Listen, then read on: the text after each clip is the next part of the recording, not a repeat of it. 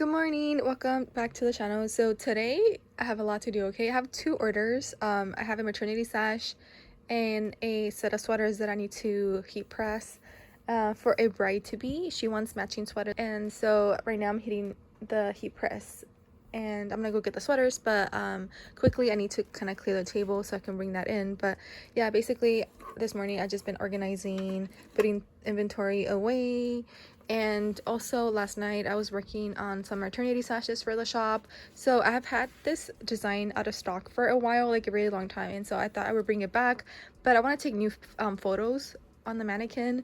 But it's been raining, you guys. It's been raining since yesterday, so I'm hoping tomorrow it's kind of sunny, that way I can take pictures, because I wanted to take nicer pictures in the garden.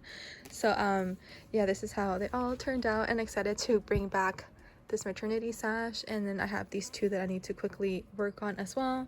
But yeah, that's what I was doing. And yeah, okay, let me finish putting things away. But yeah, we're gonna start first with the sweaters, and then we'll continue with the maternity sash. Okay, so I think the heat press should be ready and all warmed up for me to use. But yeah, basically we're doing this like brown sweaters because the bride-to-be is going with the bridesmaids up to the mountains, and she's doing like this like beanies and martinis theme. I'm like, okay. And so yeah, quickly design this on Illustrator, and then we just need to press them onto the sweaters. So let's go.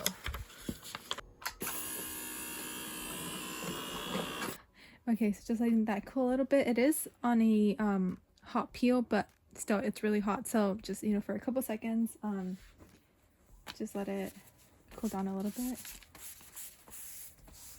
and then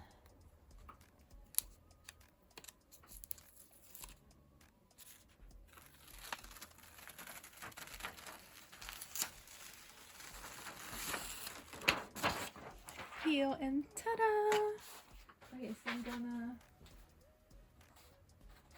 now heat press it for 5 more seconds.